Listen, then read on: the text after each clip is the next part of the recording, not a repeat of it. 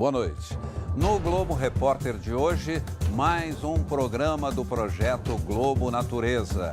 Micronésia, ilhas paradisíacas que parecem ter brotado do fundo do Oceano Pacífico para encantar o mundo. Águas transparentes, vida submarina exuberante, um dos melhores pontos de mergulho do planeta. Nossos repórteres nadaram entre dezenas de tubarões, perto de raias gigantes e peixes multicoloridos. Nem os bombardeios da Segunda Guerra acabaram com a beleza deste cenário sem igual. Um povo que aprendeu a decifrar os segredos da terra. Plantas medicinais no lugar de remédios, canoas adaptadas para enfrentar grandes travessias e uma rotina em harmonia com a natureza, nas matas e no mar. É um dos únicos lugares do mundo onde pedras já foram usadas como dinheiro, símbolo monetário de uma das regiões mais ameaçadas pelas mudanças climáticas da Terra.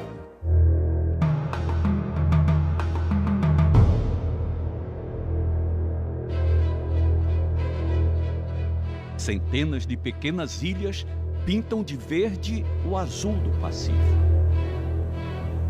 E no fundo do mar, uma infinidade de cores.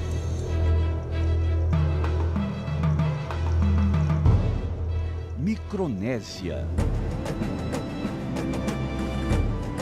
Nesta região da Oceania do outro lado do mundo, vive um povo cercado de mar por todos os lados e que desafia seus limites domando o vento.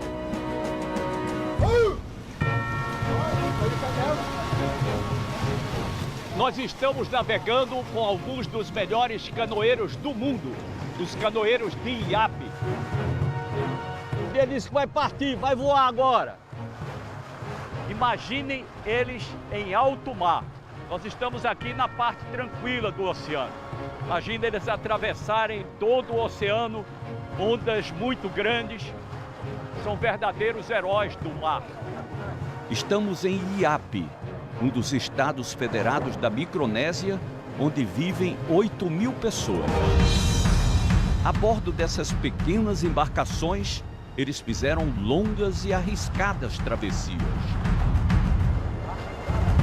Essa parte da canoa aqui ao lado é uma proteção nas grandes ondas para a canoa não virar. É o que dá equilíbrio.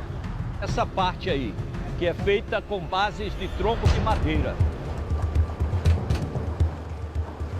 E é o tempo todo mascando um coco com calcário dentro, uma raspa de calcário e folhas que dá resistência.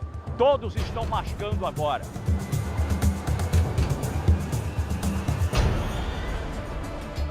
Esse coquinho é o fruto de uma palmeira muito comum por aqui. Dizem que funciona como estimulante. Chegam a comparar ao efeito de 6 xícaras de café, mas o uso contínuo está associado a muitos casos de câncer. Vejam só, há quem prepare até sanduíche de cigarro. Eu prefiro outro tipo de coco, daqueles que encontramos em nossas praias. Serve de alimento e também para beber, como a gente faz lá no Nordeste.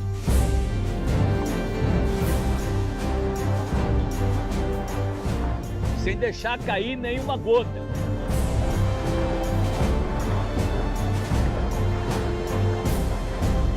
Este homem já foi até ao Japão nessas canoas impulsionadas pelo vento na vela.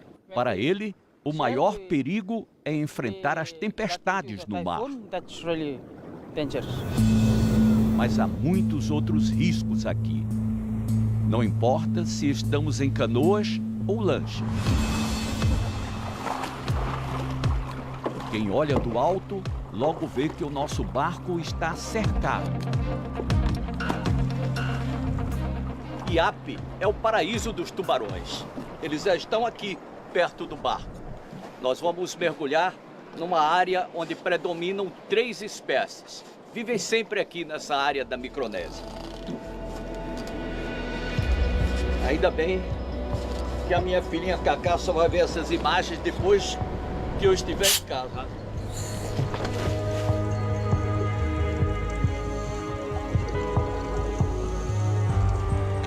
A tripulação lança ao mar esses tubos com comida para atrair ainda mais tubarões. Os tubos estão cheios de iscas de peixe, alimento natural dos tubarões.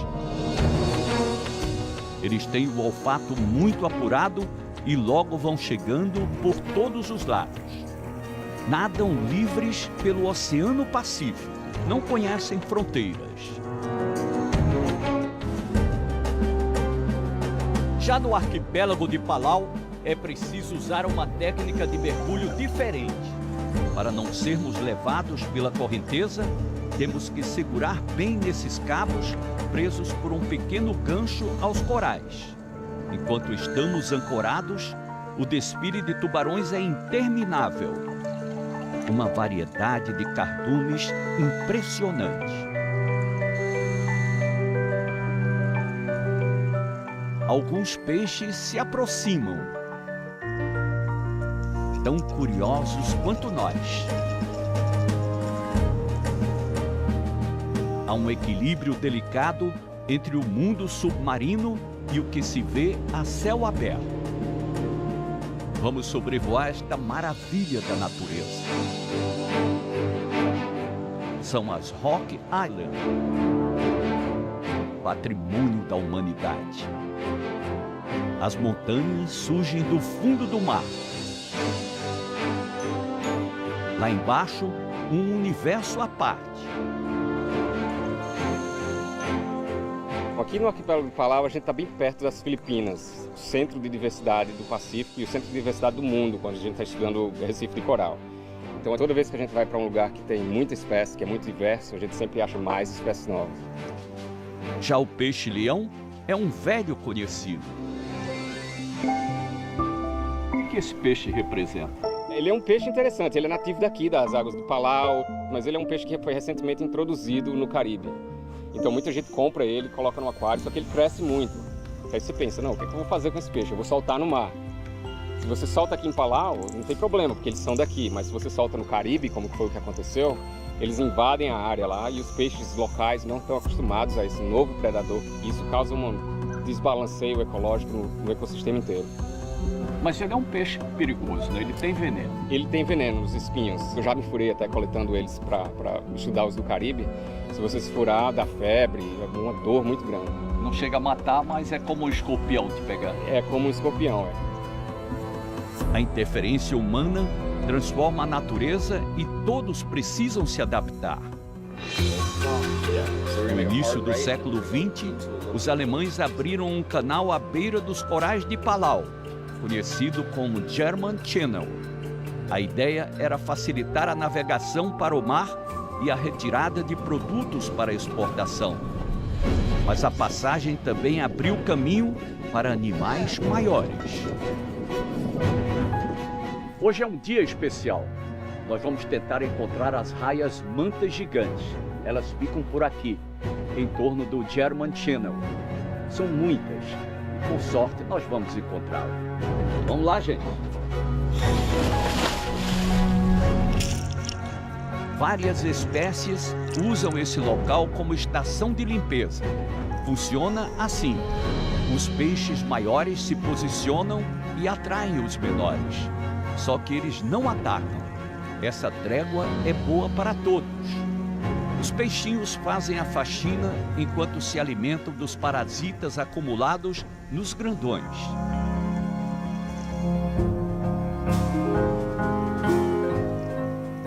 Aos poucos, elas começam a surgir, as raias mantas gigantes, um espetáculo à parte. Até os guias nativos se surpreenderam quando este grupo se aproximou de mim. Normalmente, elas passam sem dar atenção aos mergulhadores. Essas me cercaram e ficaram dando voltas. Esta espécie não tem o ferrão na cauda. Uma manta gigante pode chegar a 6 metros de envergadura e pesar mais de 1 tonelada. Vivemos aqui momentos de incrível sintonia com a natureza. Os habitantes da Micronésia dependem disso para viver nessas ilhas.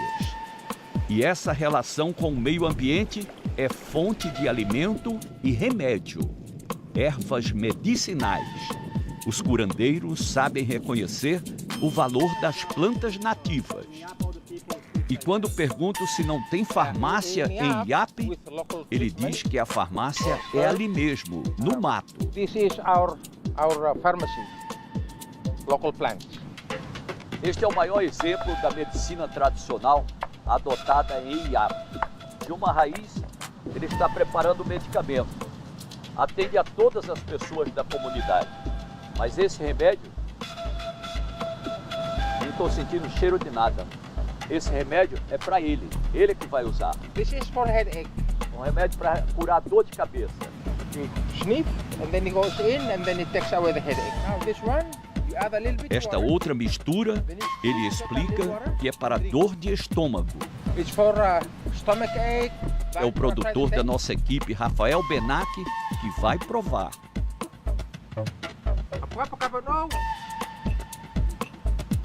E aí, Rafa? É um gosto bem forte, amargo, profundo, até de meio de boldo, assim, que ele raspou da casca da árvore, ele espreme e sai esse suco bem amargo mesmo. Eu não vou provar essa gororoba de jeito nenhum. Esta outra se chama noni. This is a noni plant. Já existe no Brasil também. Ele explica que é para dores nas articulações. Leg pain, joint pain. Mas no momento ele está usando só para espantar os mosquitos. The mosquito. A planta medicinal está servindo só para espantar os mosquitos. Ele tem medo de mosquito, viu? O conhecimento tradicional tem sido estudado e comprovado nos laboratórios. A bióloga Anne Catlon conta que pesquisadores testaram os efeitos desta outra planta, por exemplo, no tratamento de pacientes diabéticos. A análise dos exames mostra que o chá dessas folhas ajuda a controlar os níveis de açúcar no sangue e faz o paciente se sentir melhor. Nas matas e embaixo d'água, ainda há muito a ser descoberto. Chegamos a Milky Way, um lugar sagrado para quem vive em Palau e também para as pessoas que visitam esse arquipélago. Fica entre as ilhas e aqui embaixo tem uma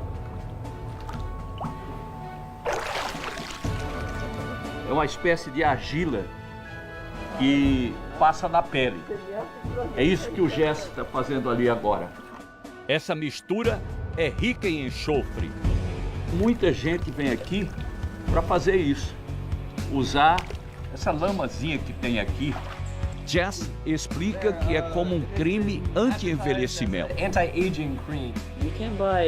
Anne diz que este tipo de produto custa muito caro e que aqui podem usar de graça.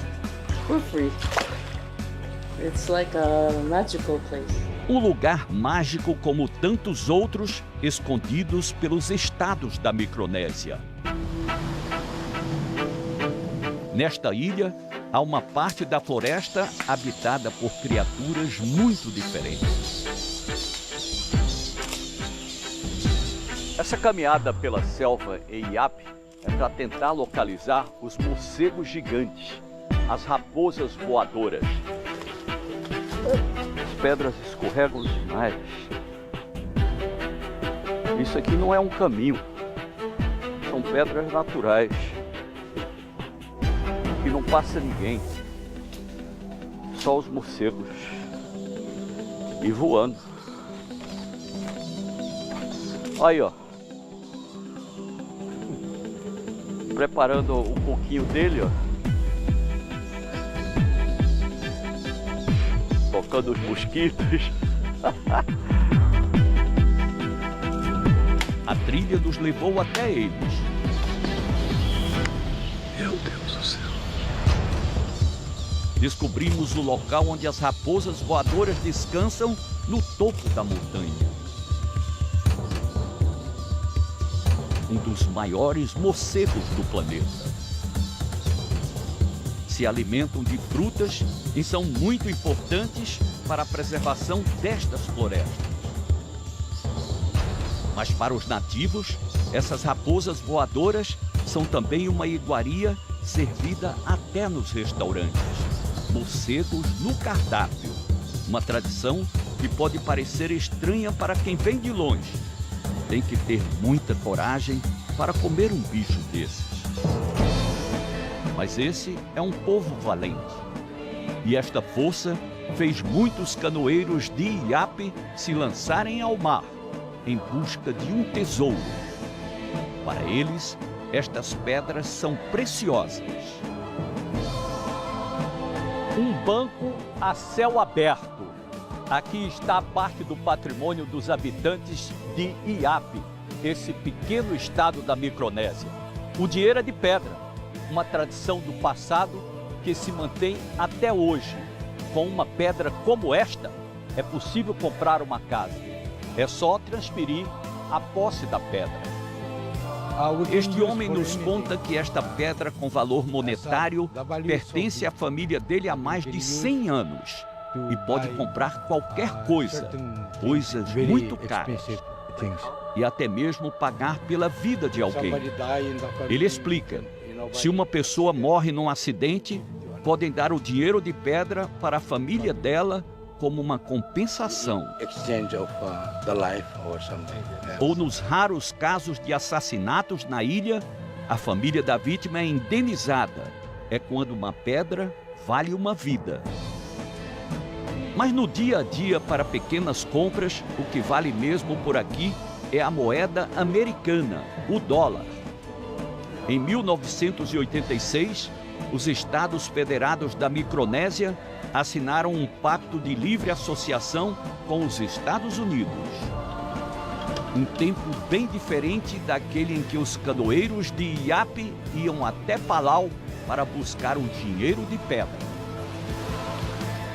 Era aqui, na ilha de Mitut Rabish, em Palau, que os habitantes de Iapé vinham buscar as pedras que transformavam em valor monetário na ilha deles. Esta é uma delas, uma pedra gigante, pesada, que eles transportavam em canoas. Muitos desses habitantes perderam a vida nessa travessia de 500 quilômetros. É uma distância semelhante a Recife para a ilha de Fernando de Noronha. E há uma suposição de que esta foi abandonada aqui em Palau porque quebrou no transporte aquela parte de lá e certamente eles não quiseram levar uma pedra quebrada para Iapé. É a maior moeda do mundo. A bióloga Anne Caitlan explica que o valor está na história das pedras, como se fossem os valores passados pelos nossos avós, e que significam tanto.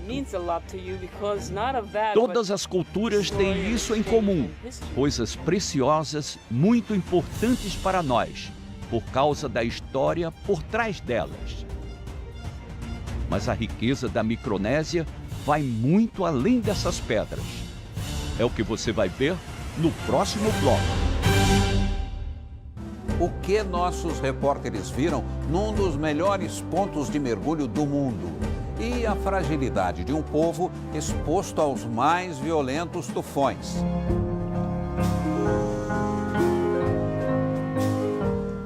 A natureza está em constante adaptação.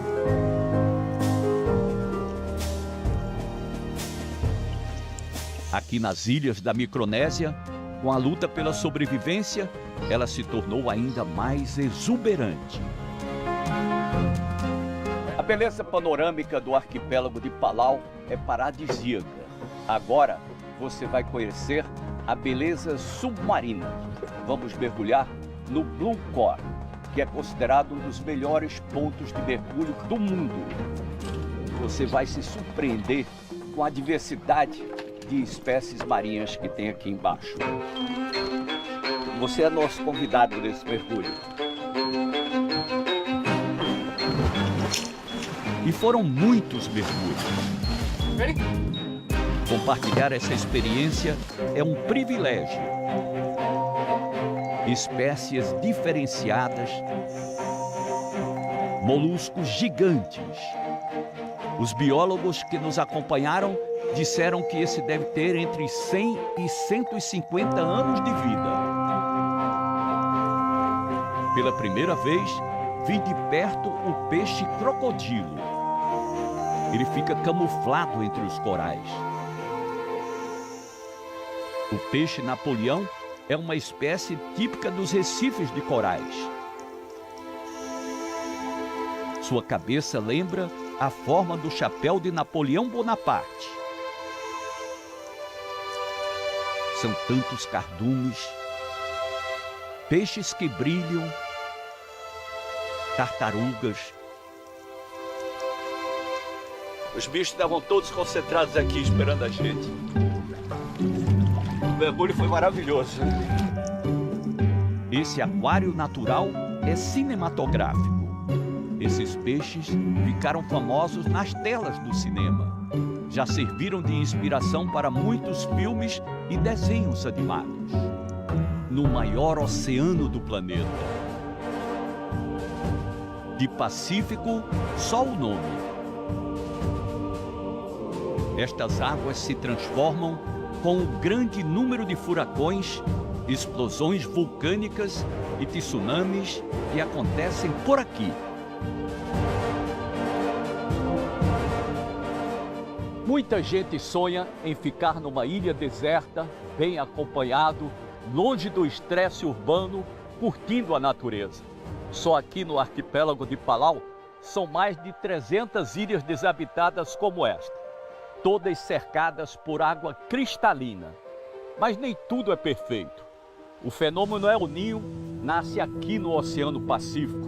É o fenômeno de aquecimento das águas do oceano que afeta diretamente o clima no Brasil. Sentimos na pele as mudanças do tempo e as pessoas que vivem nessas pequenas ilhas ficam ainda mais vulneráveis por causa do aumento do nível do mar. Palau é um país republicano que conquistou a sua independência em 1994. Tem 16 estados e uma população de 20 mil pessoas. Um desses estados é Cayenne, aqui onde nós estamos.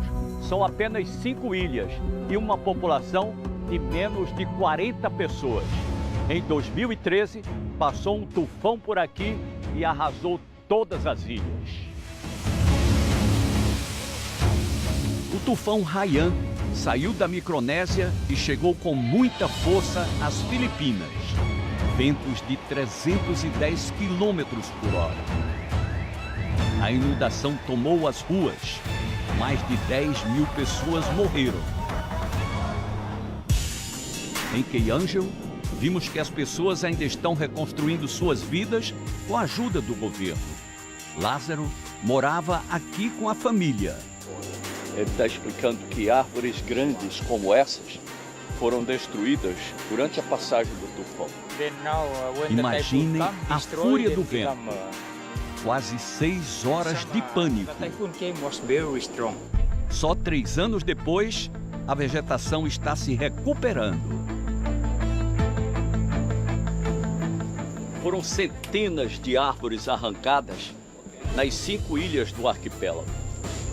Ele está nos levando por essa trilha, onde as árvores mais antigas foram todas derrubadas, para mostrar onde era a casa dele. Muito calor aqui dentro da vegetação que cresceu depois da passagem do tufão. Tudo isso foi arrasado. Chegamos. E pensar que neste matagal tinha uma cozinha, sala, uma casa com 3 quartos. O que sobrou do poço ainda está debaixo dos escombros. Eles tiravam a água daqui, ao lado da casa. A casa foi toda destruída. Aquela árvore caiu em cima, as telhas estão quebradas ali. E essa é a água que eles usavam no caso. É água doce. Água que eles mantinham a casa. Eles bebiam, tomavam banho, tudo dessa água do poço. Hoje não existe mais nada nessa ilha.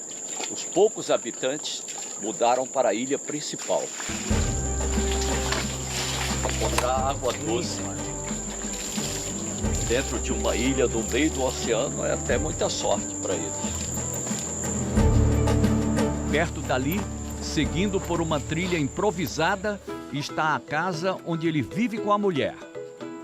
Os morcegos nas gaiolas, ele diz que são animais de estimação e que alguns têm 20 anos. A mulher dele nos recebe na porta da pequena casa. Please to meet you. Conversamos um pouco sobre o que eles têm enfrentado desde que o tufão passou pela ilha. Ela diz que a sorte foi que ninguém morreu. Os danos foram materiais, mas o trauma daquelas horas de terror vem à tona sempre que eles lembram daquele dia. Passaram 3 anos e ela ainda fala do tufão com toda essa emoção, com os olhos cheios de lágrimas, porque foi terrível a vida deles aqui, tentando se abrigar, tudo foi destruído. O potencial turístico é uma esperança para a economia local. E um dos atrativos é a natureza selvagem. Muitos vêm até aqui para ver de perto os crocodilos de água salgada. Estamos no estuário do rio Shimizu e os nativos praticamente acostumaram esses bichos jogando alimento para eles. Está vindo aí se aproximando porque eu estou aqui com uma espécie de isca.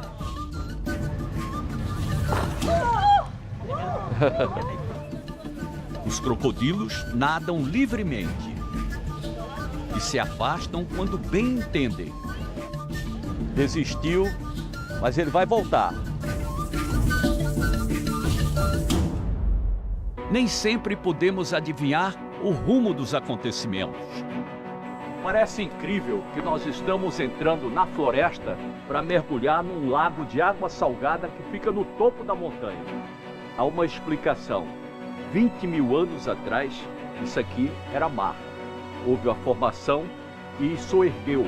O lago fica lá em cima da montanha. É para lá que nós vamos. O Jellyfish Lake, Lago das Águas Vivas. O impacto das mudanças climáticas transformou esse lugar desde o ano passado. Fora da água, é impossível notar a diferença. Essas imagens mostram os efeitos do El Niño. A temperatura do lago subiu muito e dizimou as águas-vivas. With the El Niño, there are 0. O biólogo nos explica que o fenômeno foi muito forte. Olhem só como era antes. Mais de 8 milhões de águas-vivas. Com o tempo em que estavam confinadas no lago e com o aquecimento da água, perderam seus ferrões urticantes, se tornando inofensivas, até desaparecerem por completo. Nós fomos às 2 extremidades do lago. Nenhuma água viva. Mas elas ainda podem voltar. As transformações estão diante de nós. Muitas surpresas ainda nos esperam nas ilhas da Micronésia. Um museu sob as águas transparentes. Como a natureza tomou conta das máquinas de guerra. Os primeiros habitantes dessas ilhas cantam suas histórias. Essa dança é sobre uma lenda que fala da migração das aves. Quando passavam pelo arquipélago, uma delas desapareceu. Por isso, todos os anos, os pássaros voltavam para procurar a que ficou para trás. É um retrato das tradições nativas. Há muitas aves nessas ilhas, algumas de passagem, outras só existem na Micronésia. Para os que se alimentam do néctar das flores, essas matas são um paraíso. Os pássaros são importantes para a polinização e garantem a reprodução das plantas. Um oásis no meio do Oceano Pacífico, o Lago Narudok, cercado por uma floresta tropical úmida no alto de uma montanha. É o único lago de água doce de toda essa região da Micronésia. e principal fonte de abastecimento do arquipélago de Palau. Para um povo cercado de água salgada por todos os lados, imagine como é importante preservar esse lugar. A incrível biodiversidade local atrai biólogos e visitantes de toda parte. This is a hot spot. O pesquisador do Museu Nacional de Palau diz que é preciso tomar conta desse patrimônio para o mundo todo. For the rest of the world. Essa riqueza é nossa também, é do planeta todo. Ilhas cheias de vida e lembranças muito antigas. Na extremidade norte da ilha Babel Dob, um mistério nunca decifrado.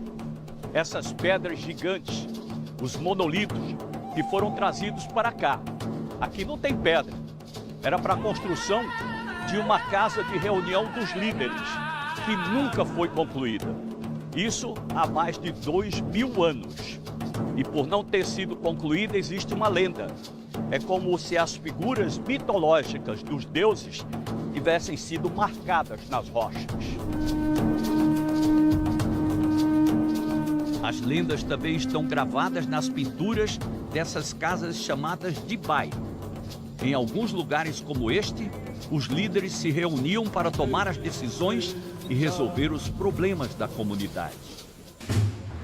É um museu a céu aberto.